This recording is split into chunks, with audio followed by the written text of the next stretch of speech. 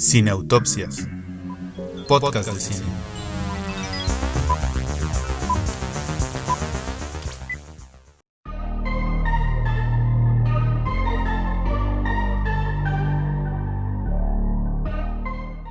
¿Qué tal, amigos? ¿Cómo están? Bienvenidos al episodio número 52 de Cineautopsias, podcast de cine. Ya teníamos un ratito que no estábamos ustedes y nosotros comentando series, películas, pero es que pues nos tardamos en procesar el contenido que vamos a compartir el día de hoy con ustedes. Queríamos profundizar en nuestras emociones, en nuestras cavilaciones intelectuales para poder comprender y amar más profundamente este fenómeno que fue la serie Dark. ¿Sí o no, Julia Muñoz? ¿Cómo estás? Pues hola, Alberto, y como ya decías, nos da gusto otra vez estar aquí con ustedes. Esperamos, además les dimos tiempo, no crean, solo por la complejidad de Dark. También estaba la intención de que esperamos que ya hayan visto todos los contenidos que les recomendamos, ¿no? La última vez, que fueron tantos, que dijimos, bueno, hay tanta tarea por hacer que vamos a darles tiempo. Y también, claro, porque seguramente, incluso si tratamos de hacer un programa que casi no tenga spoilers, ¿no? También, pues bueno, ya tuvieron tiempo, ¿no? Para ver la tercera y última temporada, sobre todo los grandes fanáticos, que supongo que serán los que tal vez nos escuchen primero, ¿no? Y bueno, para los que todavía no se han acercado a este fenómeno que es Dark, como ya decía Alberto, pues igual y esta serie, incluso si tiene algún que otro spoiler, les pueda servir como una buena iniciación, ¿no? Hacia el programa, qué esperar, qué pensar, y cuéntanos cómo vamos a estructurar este programa. Bueno, pues lo primero es que vamos a tomar la postura del fan, vamos a decir qué fue lo que más nos gustó de la serie, pues así, ¿no? Sí, digamos, sí, como, libremente. como de primera impresión, ¿no? Libremente, qué fue lo que más nos gustó. Y luego vamos a ir analizando algunos personajes, algunas situaciones, algunos diálogos. Bueno, más que analizando, reflejando algunos personajes, algunas situaciones en principalmente tres mitos de origen griego, que son el mito de Ariadne, el de Edipo y el de Sísifo.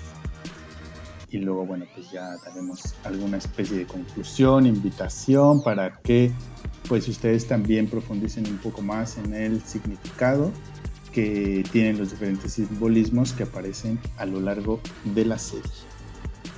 Entonces, bueno, pues si quieres empezar, Julia Muñoz, cuéntanos qué fue lo que más te atrapó, qué más te gustó de Dark. Fíjense que a ver, lo primero que me viene cuando hacemos esta pregunta de qué fue lo que más me gustó de Dark, o sea, me sorprendo a mí misma diciendo que son tres aspectos que normalmente consideraríamos técnicos, ¿no? Por un lado, el casting, ¿no? Que hicieron, porque me parece como extraordinario, mágico, cósmico, cómo lograron encontrar personas que se parecieran tanto entre sí, ¿no? De tal forma que, bueno, para los que vimos el irlandés, ¿no? Todos decíamos, no, qué efectos, de cómo envejecieron y los rejuvenecieron y... No, aquí con un gran casting, ¿no? Realmente sientes que estás viendo a la misma persona en tres tiempos diferentes. Sí. Entonces ese aspecto creo que le añade a la serie todo el realismo, o sea, te lo hacen una trama que es muy compleja, ese gran casting que es un aspecto técnico lo hace muy verosímil y me encantó.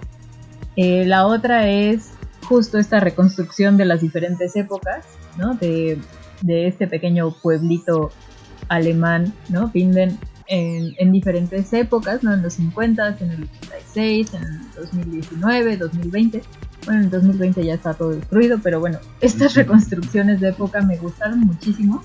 Y algo que también me gustó mucho es cómo usan la música.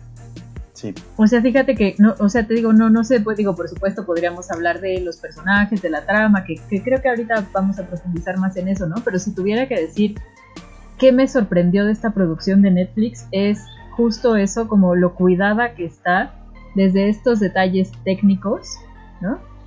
Que son digamos, de una precisión que a mí debo resaltar que eso es una de las cosas que más me gustaron. Pero a ti, ¿qué es de lo que más te gustó de Dark?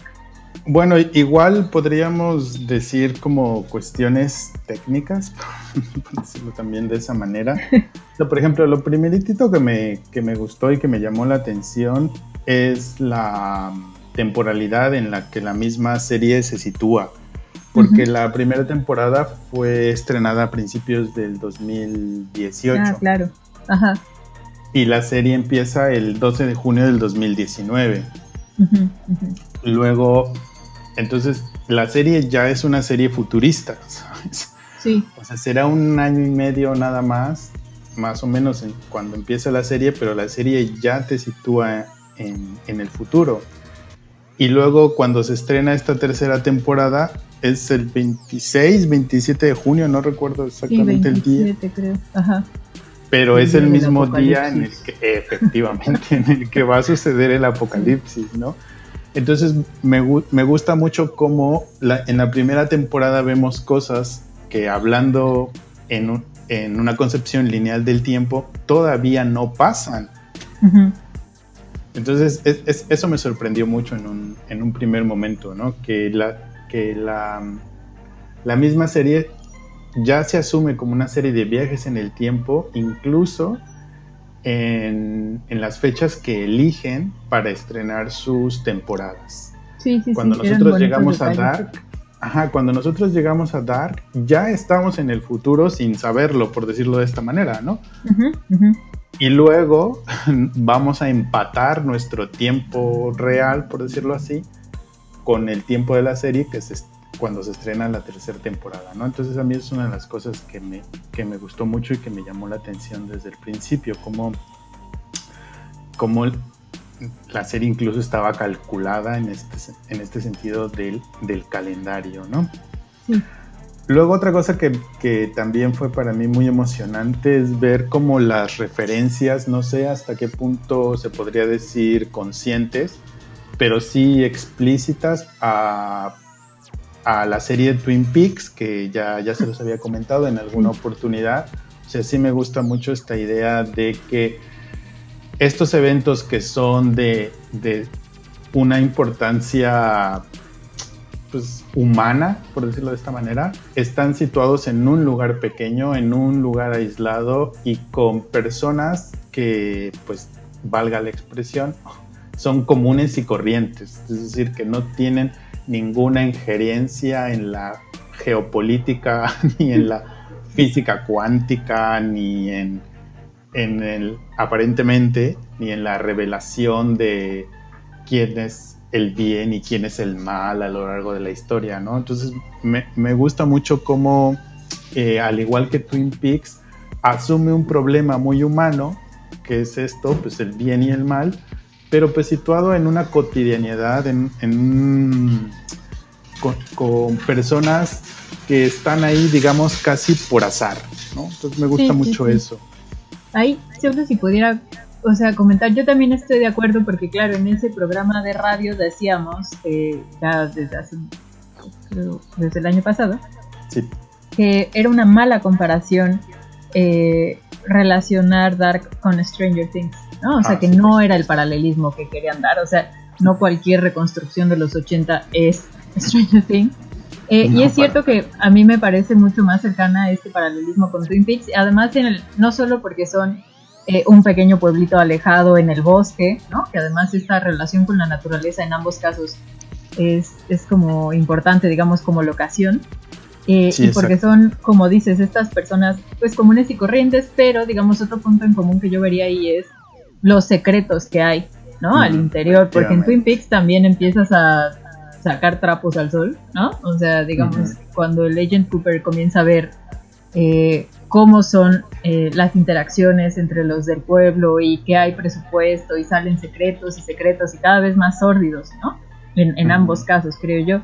Y digamos, la única diferencia que yo vería importante es, al final Dark va a querer cerrar o va a querer atar tantos cabos como sea posible, ¿no? O sea, no digo que vaya a atar todos los que nos va poniendo, porque sí va soltando, ¿no? Una infinidad de cosas, pero va Sí. tratando de amarrar cabos sueltos, cosa que Lynch, y sobre todo en el Twin Peaks que vimos en el 2017, no, o sea, atar cabos no estaba claramente en su Sí. agenda, pues, ¿no? O sea, era como, miren, nos vamos a dejar llevar, ¿no? O sea, ojalá vengan conmigo, como lo habíamos dicho también en el especial de Lynch, que espero que ya hayan escuchado, ¿no? O sea, en ese sentido, aquí hay como una estructura narrativa que nos es más cercana, ¿no? O sea, por lo menos iban a tratar de explicarnos por qué pasó, qué, cómo y cuándo, y Lynch no lo va a hacer, ¿no? Pero en ese sentido yo también la vería como una serie cercana más a Twin Peaks, ¿no?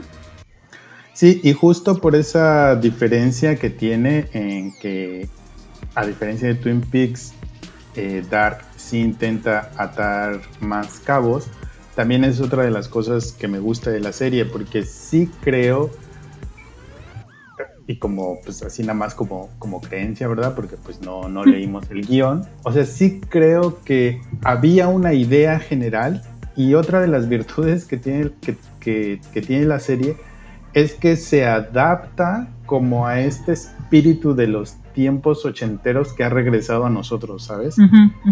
O sea, porque sí siento que no es para nada gratuito que se haya situado en el 86, todo está perfectamente justificado, sí. Pero sí, o sea, sí creo que de alguna manera la serie también toma elementos como que están ahorita en el imaginario colectivo de las personas que estamos viendo las series, sobre todo las series, y los pone de una manera diferente, ¿no? O sea, porque sí, claramente te recordaba a Stranger Things, solo por la época, pero también te podía recordar un poco a Volver al Futuro.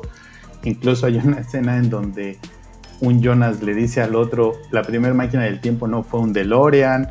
O sea, también eso me gusta mucho, ¿no? O sea, que siento que la serie sí logró captar como el espíritu de los tiempos en cuestión de series que ha habido estos últimos 5 años más o menos, y nos lo entrega de una manera diferente, ¿no? Nos lo entrega con... Ajá. O sea, ahorita pensando en esto, y es anterior a el éxito que fue Chernobyl. O sea, digamos, también por lo que representó esta miniserie de HBO, ¿no? Y, o sea, y lo que implica como un desastre nuclear, pues, en el imaginario de las series populares de los últimos 3 años. Claro. Sí, tienes razón. O sea, sí. Te digo, en realidad es como previa, ¿no? La primera temporada. Pero, o sea, esta tercera temporada que cierra ya después del éxito de Chernobyl y que ya está también, ¿no? Como dices, sí hay como una sinfonía, una sincronía ahí entre varias series, sí. pues. Sí, efectivamente.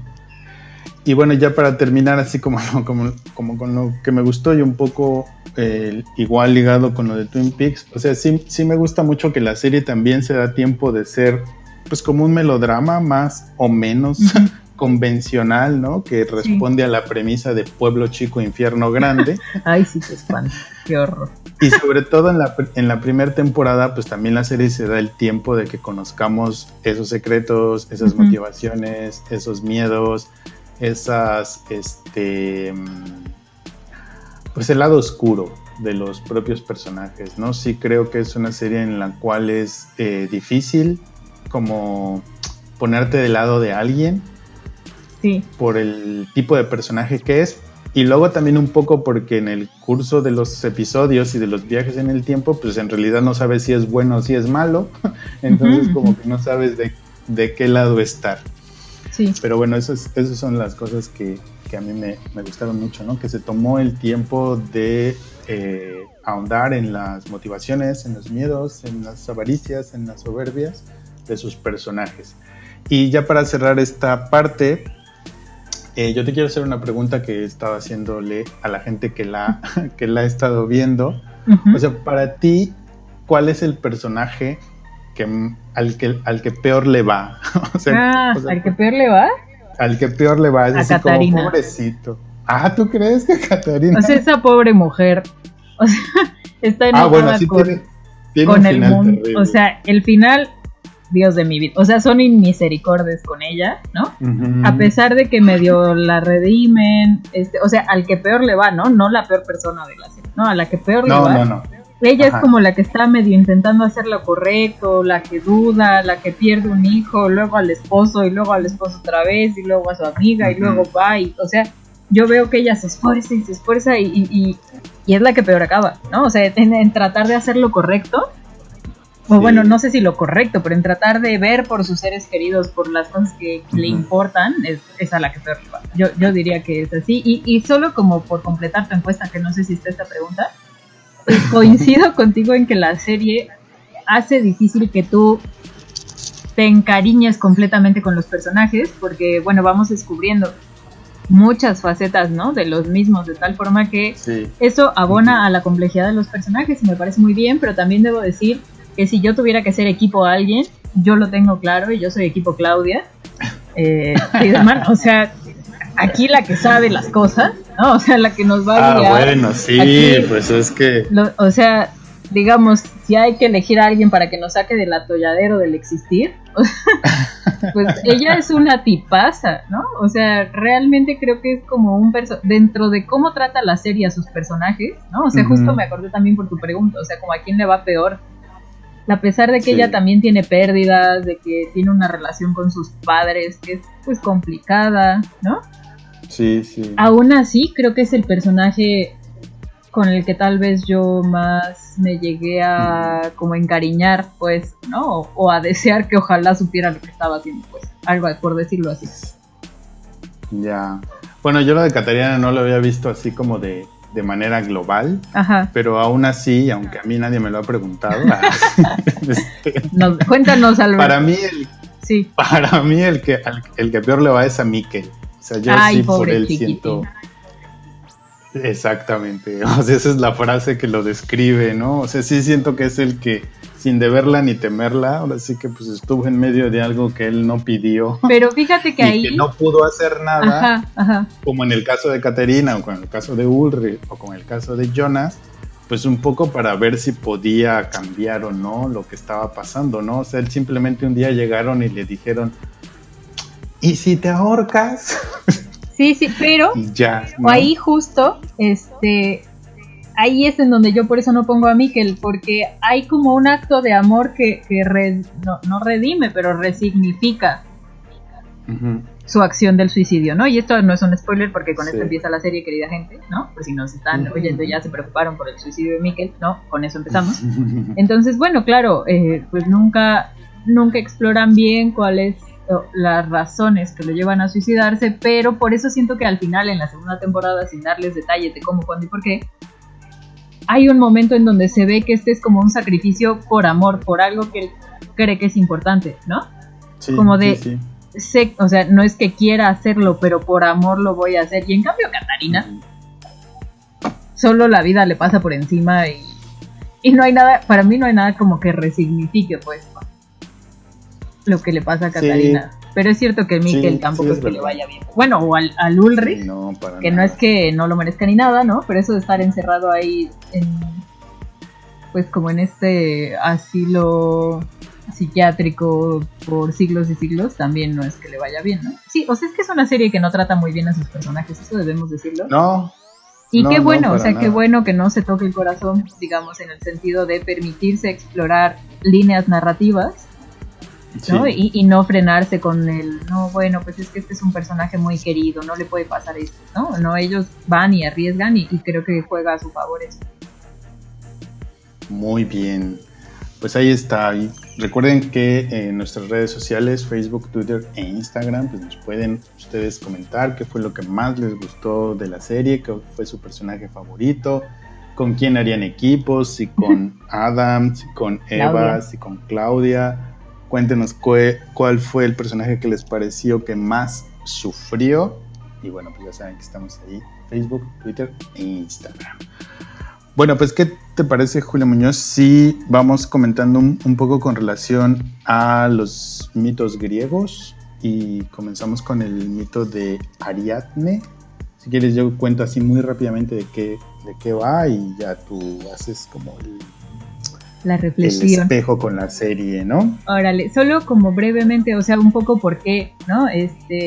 Bueno, hemos visto que ha habido como muchos comentarios, ¿no? Sobre la serie y entonces que pues sí es como 100 años de soledad y entonces tienes que ir haciendo tu árbol genealógico y que sí es bien difícil, ¿no? Y es una serie como muy compleja. Yo creo realmente que no hay que asustarse ni irse, ¿no? Con esa primera impresión de que es como una serie súper intelectual y recia. No, y digamos, hemos escuchado un poco de todo y a raíz de eso creímos que pues para este episodio, más que ahondar y abonar en estos comentarios que ya están ahí afuera, ¿no? Y que tienen mucho valor también, pues bueno, nosotros podíamos aportar esta otra parte, ¿no? Así como reflexionar sobre Dark, no solo en tanto series, sino también los contenidos que están detrás, ¿no? Y efectivamente, bueno, pues podemos comenzar con el mito de Ariadna y cuéntanos un poco de qué va esto.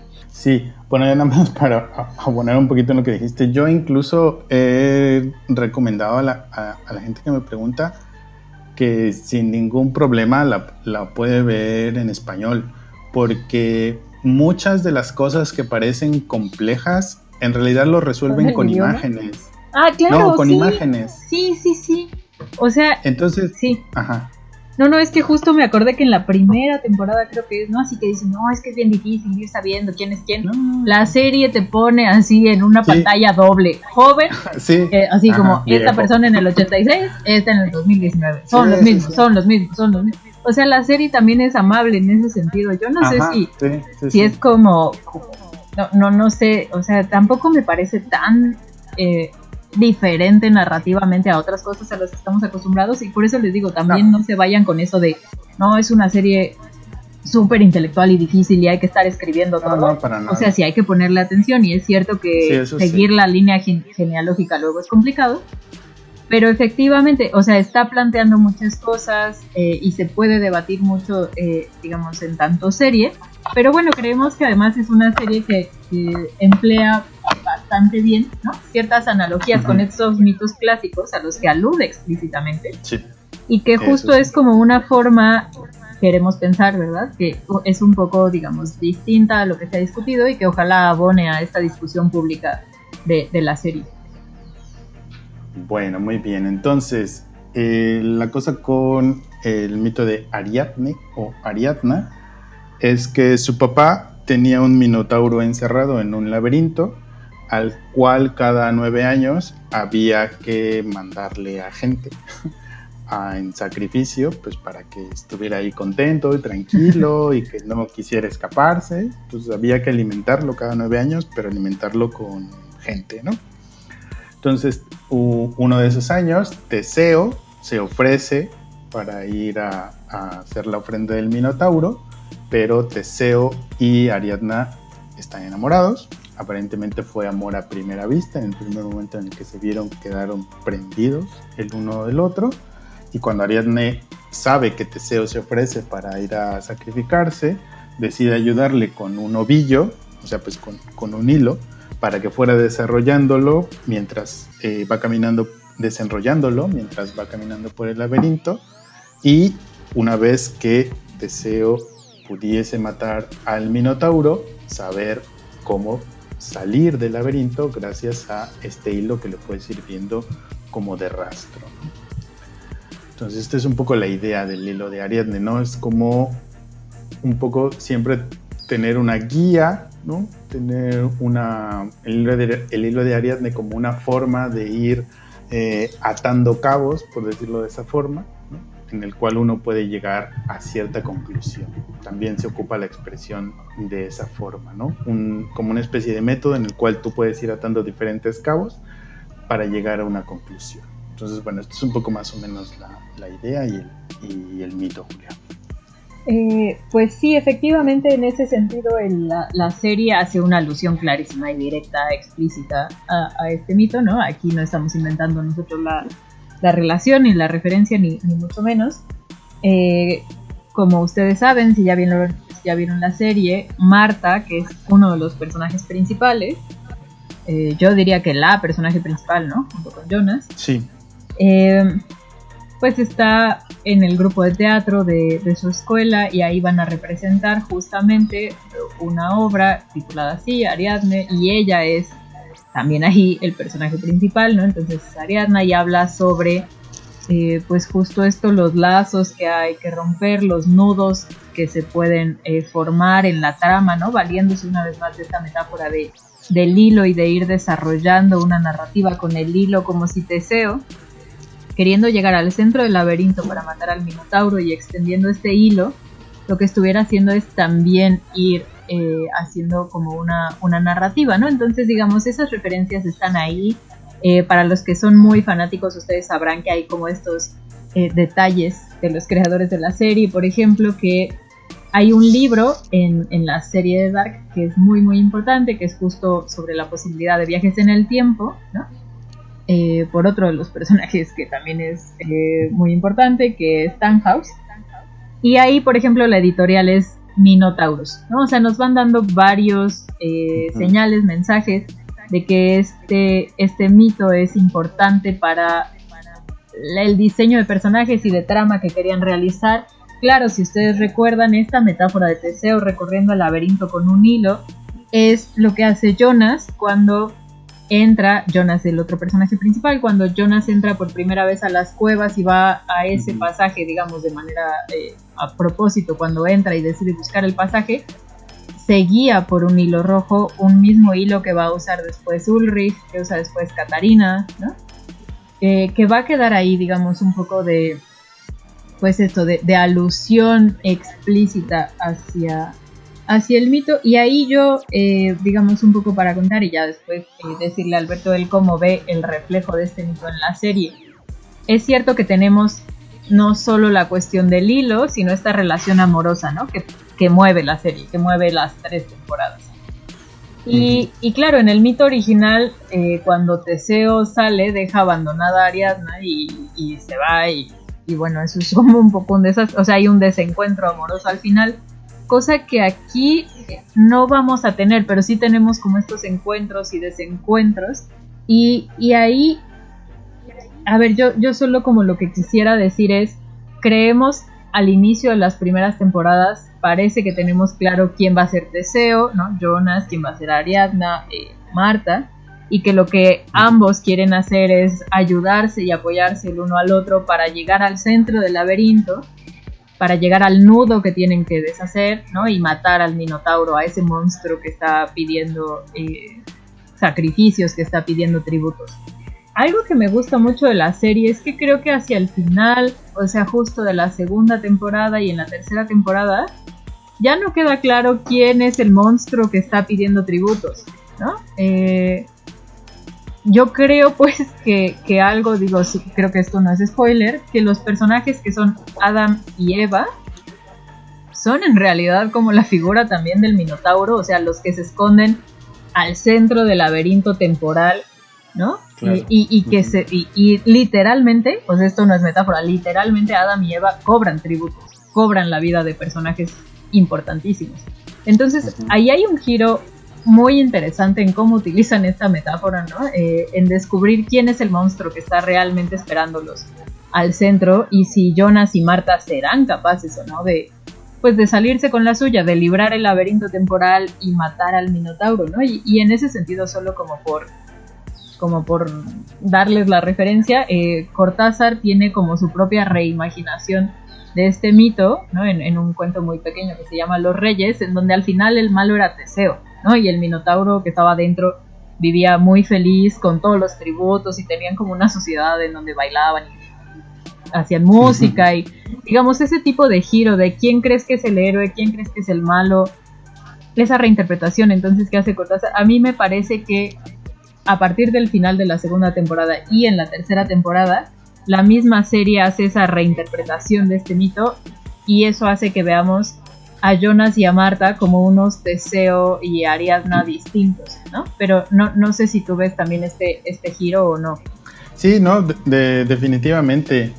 O sea, sí creo que, como dices, ¿no? O sea, en el primer momento parece estar claro que Marta y Jonas son el reflejo de Ariadna y Teseo, sobre todo porque lo que se hace mucho énfasis en el mito es que el amor entre Ariadna y Teseo es inmediato. Uh-huh. O sea, es magnético, es algo que ellos no controlan, que no pueden evitar, y es justamente lo mismo que pasa entre Marta y Jonas, ¿no? Jonas tratando durante muchos años de alejarse de Marta y de decir está mal que yo esté enamorado de ella, pero una y otra vez vuelven a estar juntos, ¿no? Entonces, efectivamente, en un primer momento, el mito lo que va a reflejar es esta atracción fatal, este amor incontrolable que hay entre ellos, pero luego a mí me dio la impresión de que el Minotauro va a ser el tiempo mismo, o sea que incluso Adam y Eva siguen peleando con un Minotauro, pero en este caso el Minotauro es el tiempo. Ya. No, o sea, sí me gusta mucho lo que estás diciendo de que al final ellos se convierten en el Minotauro cobrando porque es tributos. verdad. Sí. Efectivamente, ¿no? Son ellos quienes están haciendo, a través de ese cobrar tributos, a través de esa violencia, pues que la rueda siga girando, ¿no? Uh-huh. Pero también me gustó mucho la idea de pensar en que el Minotauro, al que hay que destruir, con el que tenemos que conseguirnos una guía es el tiempo mismo, sí. ¿no? Porque están... O sea, todo el chiste es que quieren romper el ciclo que cada uno en su mundo, Adán y Eva, uh-huh, están viviendo. Y entonces para ellos el enemigo es el tiempo, porque sí, al romper el ciclo se van a salir del tiempo, ¿no? Luego nos damos cuenta que en realidad nunca lo iban a lograr porque no es un dualismo, sino es una triple dimensión, ¿no? Que es la triqueta, ¿no?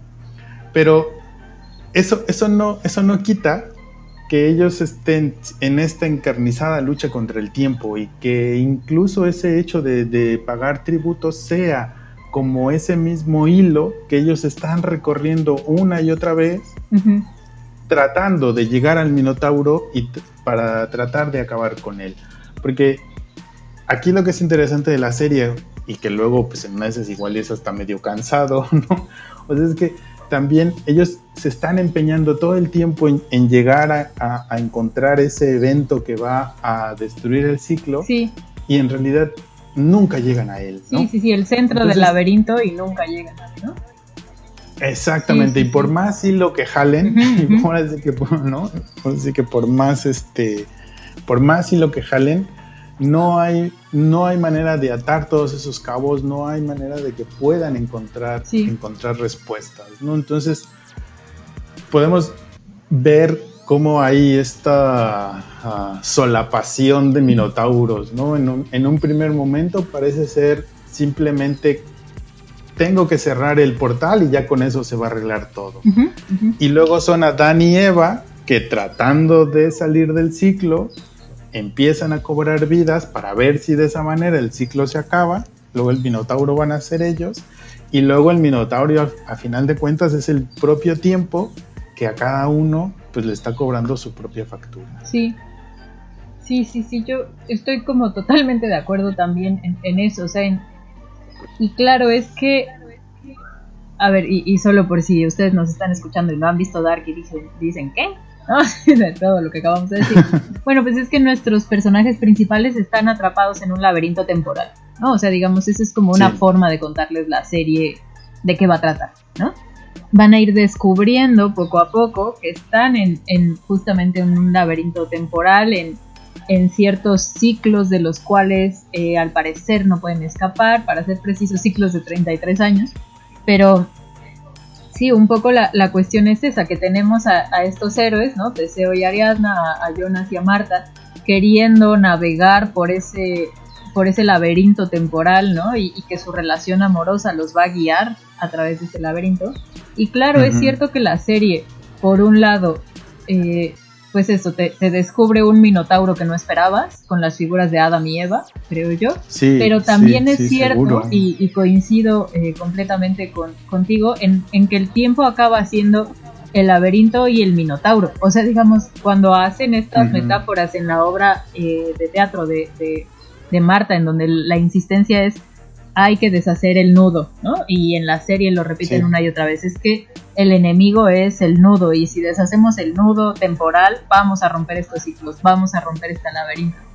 De tal forma que en ese sentido también se puede ver como que el propio laberinto, ¿no? Es el que está consumiendo pues los tributos, ¿no? Ujú. Y en ese sentido Sí, también exactamente. ocuparía pues la figura del Minotauro. Y les digo, a ver, en realidad creo que funciona como en estos múltiples niveles, y que además es una serie que quiere o que permite ser leída en estos niveles, y yo creería que de manera pues planeada, pues, o sea que los creadores de la serie aluden tanto a este mito a lo largo de las 3 temporadas, ¿no?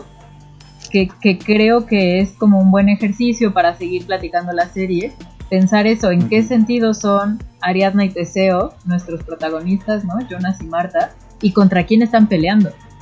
Porque creo que esa es la pregunta, digamos, que atraviesa las 3 temporadas, ¿no? La primera es si su relación amorosa será capaz de sobrevivir al mundo enfermo y triste, ¿no?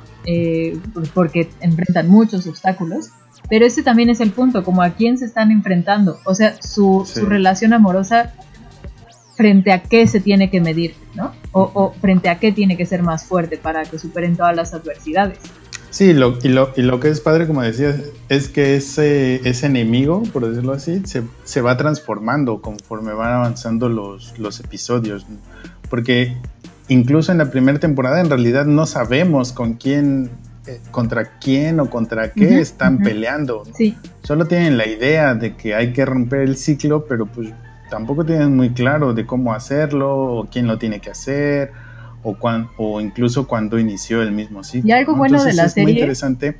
Perdón, o sea, es que dijiste en la primera temporada no sabemos, pero en realidad nos enteramos hasta el final de la tercera, ¿no? Sí, o sea, algo sí. bueno de la serie es que nunca entiendes bien contra quién están peleando, sí, no, hasta el mero final. O sea, es cierto que se van a aparecer varias figuras ahí, pero algo bueno de la serie es no solo en la primera temporada, sino que se guarda ese secreto hasta el final, creo. Sí. Y que además a mí me parece que lo resuelven de una manera muy elegante el final, ¿no? Yo sí tenía un poco de miedo en que fueran a dejarlo así como muy abierto, o a empezar como a tratar de reconstruir las diferentes teorías y mitos que habían sacado. Y no, siento que lo resolvieron de una forma muy elegante. Sí. Y que te permite esta coherencia y estas interpretaciones, y que lo puedas comentar en diferentes niveles y momentos. Entonces, bueno, pues ahí está una posible lectura, que es el mito de Ariadne. Si ustedes no lo han leído, no lo han consultado, pues qué vergüenza, ¿verdad? No, bueno, ahora ya tienen esto, la referencia de Cortázar, y luego se van a ver Dark. Muy buena. Pero bueno, algo que ya habíamos dicho con el primer mito, dime. Ahora digamos, para pasar al segundo, ¿no? Que como ya les había dicho Alberto, es el de Edipo, que yo creo que sí ya lo conocemos todos un poco más. A ver, la cuestión es, ya habíamos empezado a anticipar un poco de lo que creo que se puede discutir con el mito de Edipo, estos personajes que están atrapados en este laberinto temporal, ¿no? Creo que el mito de Edipo se puede ver hasta cierto punto, ¿no? También como alguien atrapado pues en una estructura temporal distinta, digamos, porque en el momento en el que hay una profecía, ¿no? En donde pues resulta que le dicen al papá de Edipo, a ver, a ti tu hijo te va a matar y se va a acostar con tu esposa, y entonces él dice, bueno, pues es que hay que matar a este chico, se lo dan a alguien. Ese alguien no mata a Edipo, como todos sabemos, sino que crece, y entonces Edipo cumple esa profecía sin saber que lo estaba haciendo, pero digamos, un poco la estructura trágica, porque por eso es una tragedia, un poco la estructura trágica es que al tratar de evitar que se cumpla la profecía, lo que estás haciendo es realizarla, ¿no? O sea, las acciones que emprenden para tratar de evitar ese destino terrible son las que los llevan ahí. Y creo que los personajes de Dark tienen muchísimo eso. Por ejemplo, inicialmente yo pensaba en Ulrich Nielsen, que es este personaje complicado, vamos a decir, ¿no? Que digamos, él cree que puede prevenir estos ciclos en los que están atrapados si él viaja al pasado y detiene a la persona correcta, ¿no? O sea, es como estas imaginaciones de qué pasaría si yo viajo al pasado y mato a Hitler antes de que haga todo, ¿no? Bueno, algo así le pasa a Ulrich por la cabeza, ¿no? Viaja al pasado y ataca a la persona, cree matar a la persona, que según él va a desatar todo, ¿no? Pero justo al hacer eso, justo al tratar de evitar su destino, lo que hace es encauzarlo, ¿no? Y a Jonas le pasa cada rato, porque el pobre Jonas nunca sabe qué está ocurriendo, ¿no? O sea, nuestro personaje principal va siguiendo el consejo de todos de haz esto, no, ahora evita esto, y ahora tienes que... Y él tratando de evitar que las tragedias que pasan en la serie ocurran, lo que hace es justamente causarlas, ¿no? Sí, yo creo que ese es como una cosa bien interesante y muy padre de la serie, en el sentido de que, como bien lo mencionas, o sea, la historia de Edipo es una tragedia porque es inevitable. Uh-huh. Haga lo que haga, va a pasar para lo que está destinado. Entonces es muy interesante cómo la serie, en cosas como muy específicas o en cosas como muy sencillas de ¿y qué tal si este no nace? ¿Y qué tal si mato a este? ¿Y qué tal si basta con que yo viaje a tal momento y no me pongo un impermeable amarillo? Entonces a lo mejor ya no pasa nada. ¿No? ¿Qué pasaría si no hubiera nacido? O sea, a partir de cosas muy... Por ejemplo, si yo no existiera. Ajá, entonces a partir como de cosas como muy concretas, como emociones muy sencillas, o sea, nos va mostrando justo esta misma idea. Uh-huh. Que esas emociones o esas acciones en realidad lo único que están haciendo es que los eventos pasen hacia el futuro, y que si un personaje en el 2019 toma una decisión de viajar al 86 o al 53, esa decisión no va a poder ser revertida, porque para haber tomado esa decisión él tendría que haber fracasado en su intento de cambiar el futuro. Entonces es muy padre cómo si recuerdan cuando hicimos nuestro especial de viajes en el tiempo, hablábamos un poco de eso, ¿no? Que incluso ¿cómo?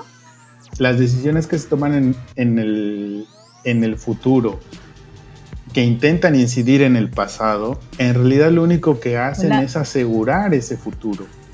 Entonces es bien interesante cómo la serie toma esta premisa, no necesariamente como de otras películas, sino de esta idea de la tragedia de Edipo, que él, intentando evitar su destino, lo único que hace es cumplirlo. Entonces es muy padre cómo la serie no tiene que recurrir necesariamente o todo el tiempo a cuestiones científicas y de tecnología, o incluso caer en ciertas contradicciones cuando hay estas películas de viajes en el tiempo que si uno las piensa 2 o 3 veces, pues dices, no, pues es que eso ya no pudo haber pasado, sino que al referirse únicamente a emociones o acciones concretas, logra darnos esta idea de que el destino de cada uno de los personajes es inevitable, aunque ellos quieran evitarlo. Sí, justo esta idea de que el destino es inevitable y que no hay nada que puedas hacer al respecto. En filosofía hay este debate, ¿no? Que se conoce como el debate entre determinismo y libertad. La pregunta es si somos realmente libres, porque lo que parece indicar la serie es que estos personajes viven bajo la ilusión de que son libres, viven bajo la ilusión de que ellos tienen algún control sobre su vida y que si toman la decisión A, esto cambiará, y si toman la decisión B. Pero es una ilusión, porque no importa que elijan bajo esta ilusión de libertad, en realidad su destino está sellado, ¿no? Cada decisión en realidad no es libre, sino que ya está cimentada para contribuir a este destino inevitable. En ese sentido, algo que ayuda mucho a, digamos, marcar esto sería, o lo podríamos llamar desde este debate en filosofía, como lo que hace la serie Dark es darnos un escenario determinista. Es decir, todos los acontecimientos, como están en una estructura cíclica, se determinan mutuamente, de tal forma que lo que ocurre en toda esta serie de eventos que nos presentan las 3 temporadas ya está determinado por completo. No hay una salida, no hay un escape, no hay libertad. Es solo un ciclo de eventos que se determinan uno a otro, para el cual no hay escapatoria, ¿no? Y en ese sentido también, por eso podríamos ver la historia de Edipo como un ejemplo de tragedia que habla de destino y de determinismo. En realidad, él no es que sea libre para elegir hacer otra cosa sin saberlo. Sus decisiones aparentemente libres lo que hacen es confirmar el determinismo, ¿no? Y en el caso de Dark vemos esa misma estructura y ese mismo problema filosófico de, incluso aunque nosotros nos engañemos y creamos que somos libres, en realidad todas nuestras decisiones ya están determinadas y agotadas por los acontecimientos pasados y futuros, de tal manera que no hay escapatoria. No importa que decidamos, en realidad no somos libres, ya todo aconteció y acontecerá como tiene que pasar. Sí, pues efectivamente una de las cosas que hacen más interesante a la serie es precisamente esta relación, paradoja, dicotomía que van manejando entre determinismo y libertad. Y creo que es el gran aporte que hace en cuanto a serie de televisión es que no se mete en grandes complejidades en cuanto a formas de explicar sus viajes en el tiempo o formas de mostrarnos estas paradojas, sino que lo hace simplemente a través de la idea de que son las emociones de sus personajes los que los atan. Las emociones son las que no los hacen libres y son las emociones a las que están atados los que van a precipitar su propio destino. Y es en esto donde encontramos otro paralelismo, otro reflejo con el mito de Sísifo, que también es un mito griego, y un poco la idea del mito es que Sísifo es un hombre que tiene que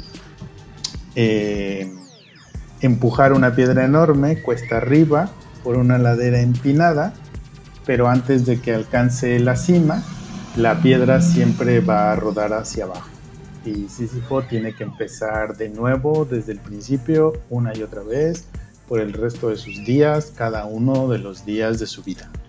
Y esta idea de arrastrar la piedra es un castigo que le imponen los dioses.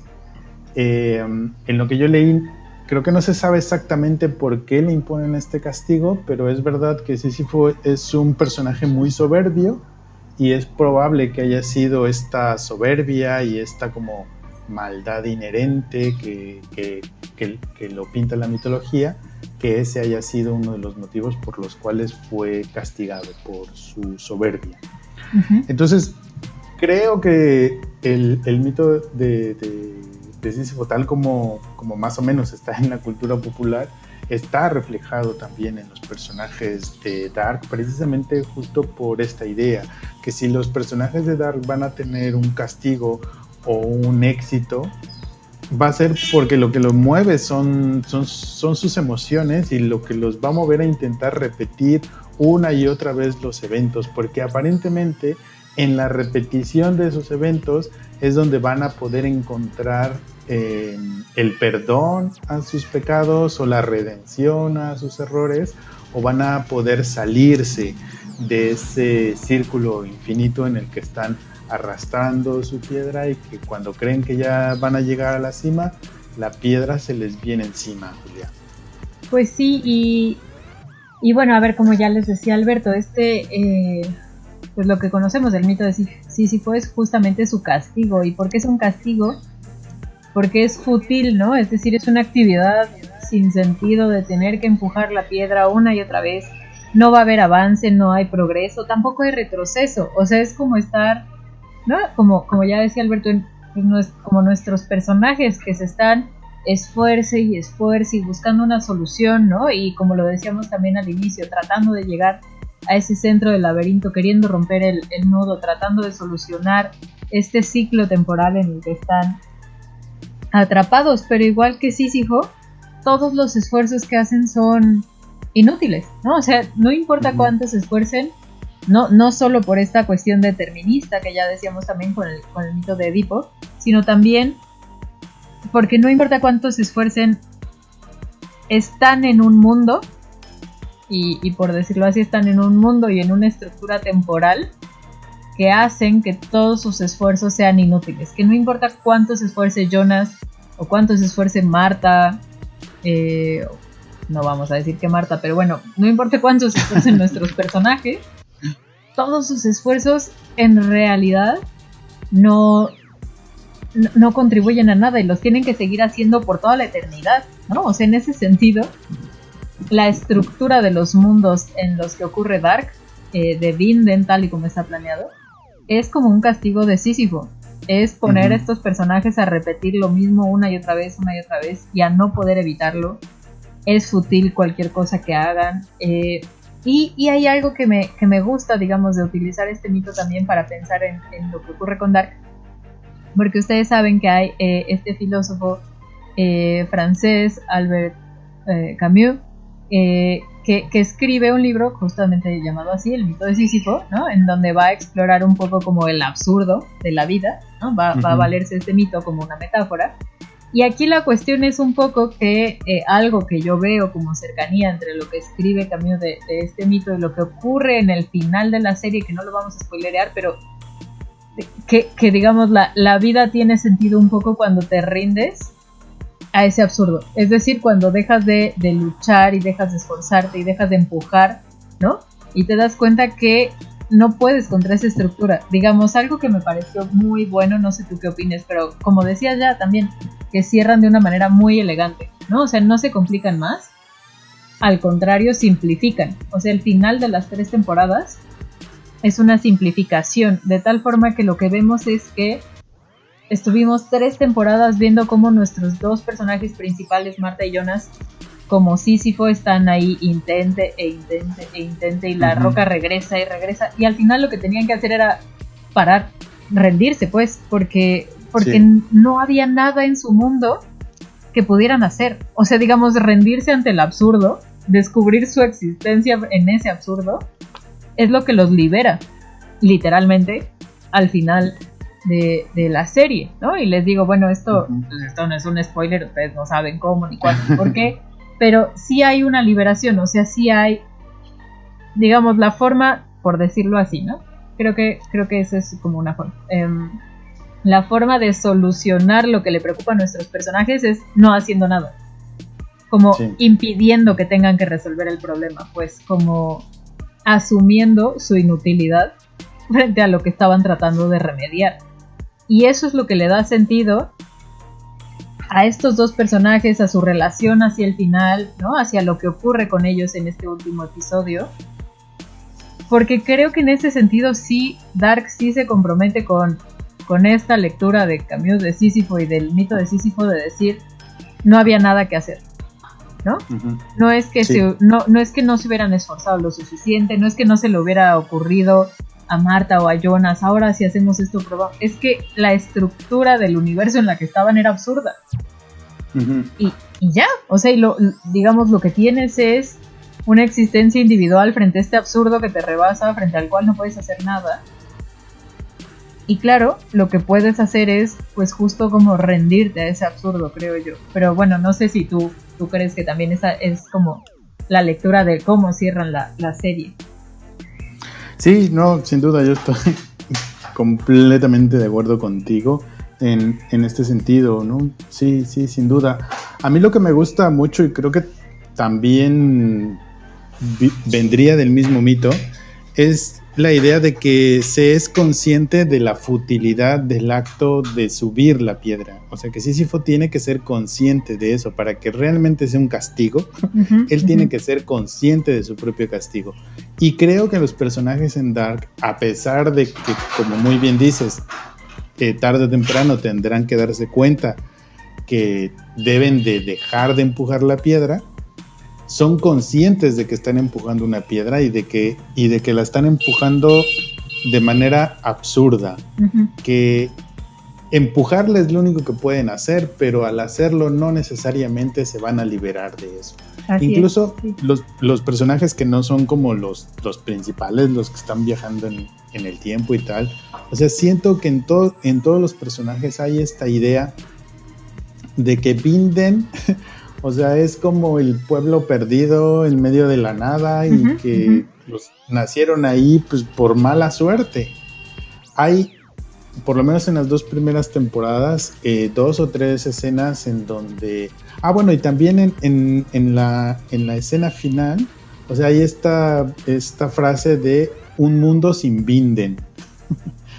Entonces, me gusta mucho cómo los personajes son conscientes de esa futilidad. O sea, no es una historia en la cual hay un héroe en el que está tratando de esforzarse por hacer bien las cosas y entonces hay un demiurgo, ¿no? Un demonio, una mano invisible que le está impidiendo alcanzarlas y entonces él, cómo sufre porque se esfuerza y no las alcanza.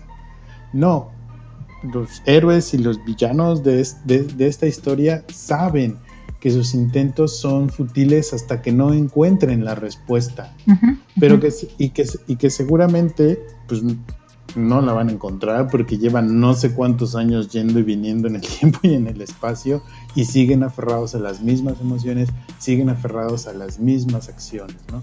Entonces es bien interesante cómo, a pesar del absurdo, o sea, es muy importante que los personajes sean conscientes de ese absurdo y de esa futilidad, porque justamente luego hacia el final, pues es como decir, pues claro, pues eso era.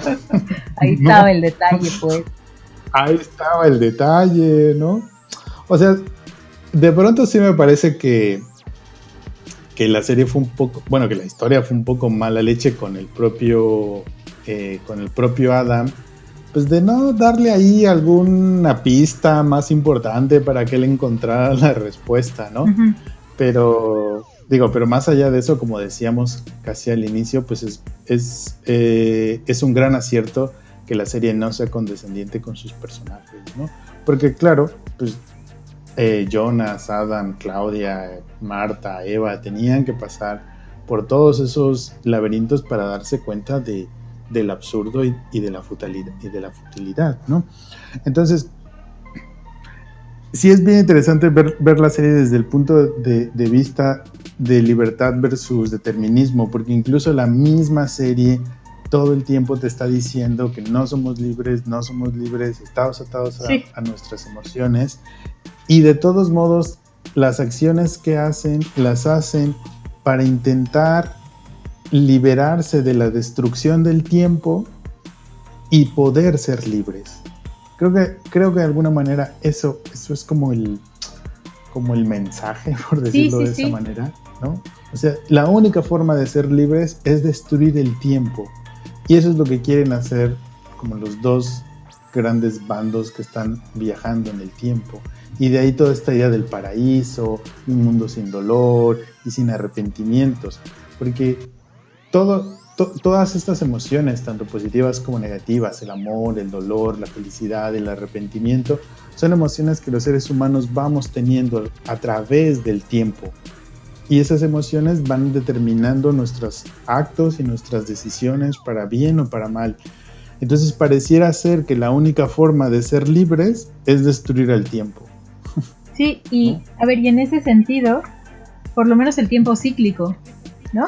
O sea, exacto, sí. Digamos, el tiempo lineal nos permite pensar que somos libres, ¿no? O sea, si usted que nos está escuchando está preocupado sobre si solo tenemos la ilusión de ser libres, bueno, pues en esta estructura lineal temporal, ¿no? En donde efectivamente pasado, atrás, presente y futuro, ¿no? Como hacia adelante, por decirlo con estas metáforas, pues bueno, ahí puede haber ahí hay esperanza, pues, ¿no? De libertad, de un cambio, de otra cosa, pero mientras el tiempo tenga esta estructura cíclica que se repite, se retroalimenta, y además por ahí recuerdo que está el simbolismo de una serpiente mordiéndose la cola, ¿no? En la serie. Sí.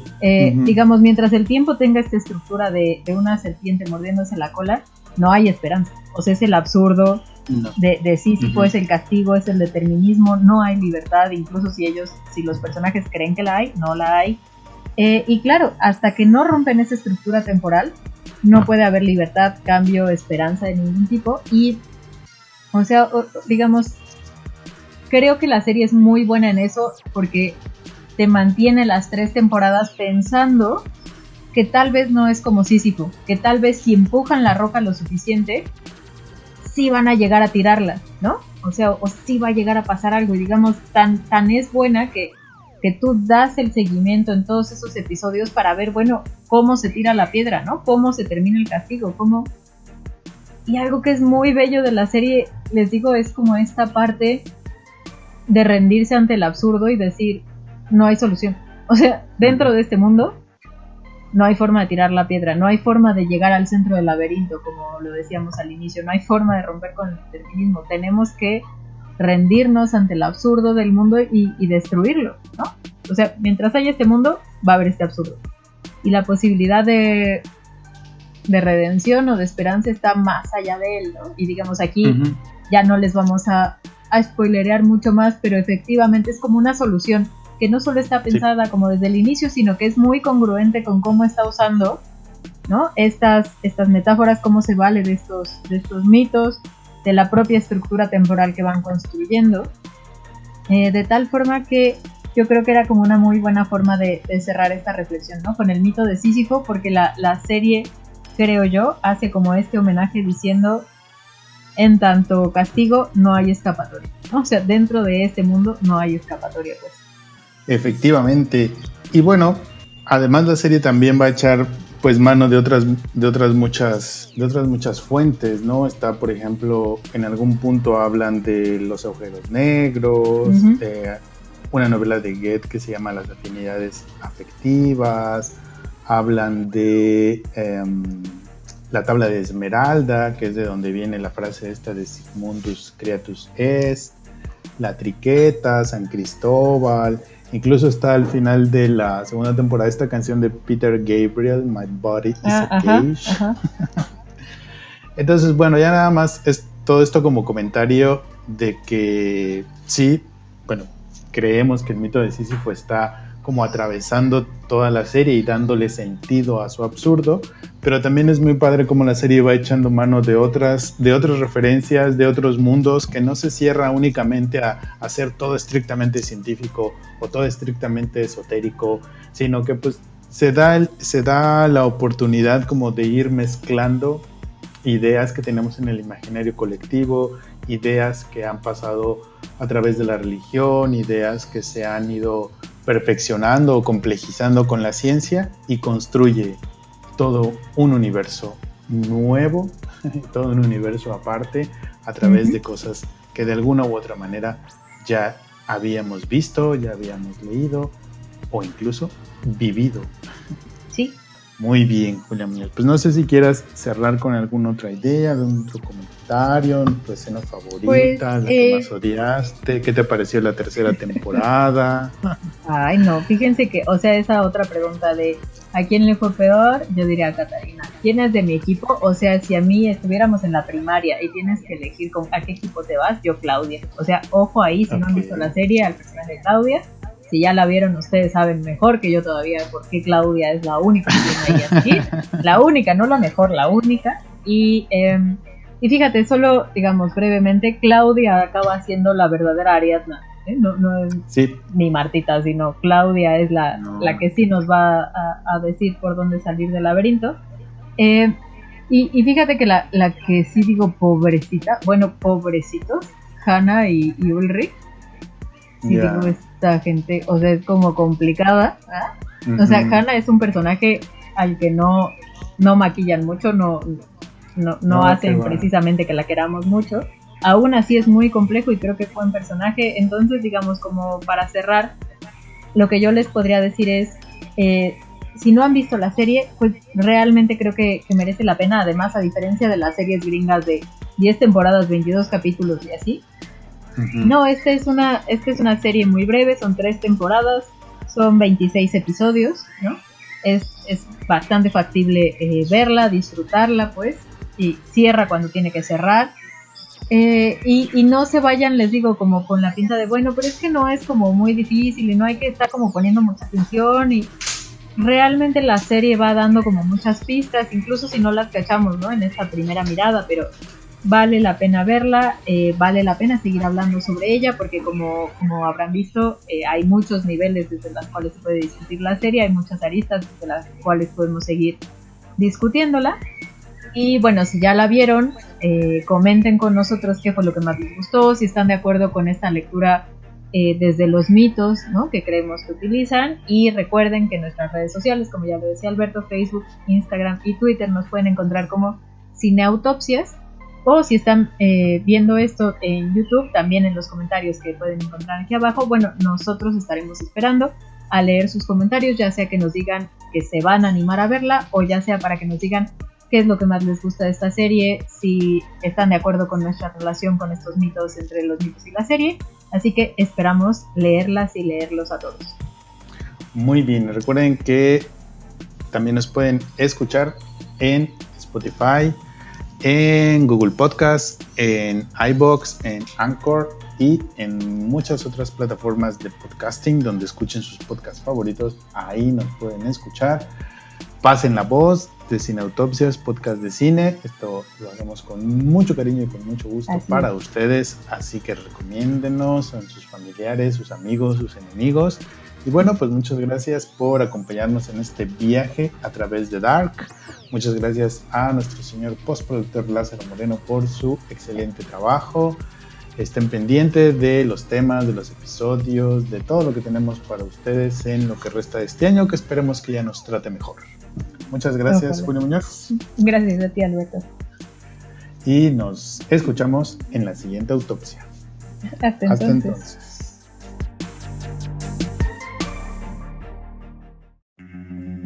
Este programa fue conducido por Julia Muñoz y Alberto Ruiz. Postproducción, Lázaro Moreno. Idea original, Alberto Ruiz.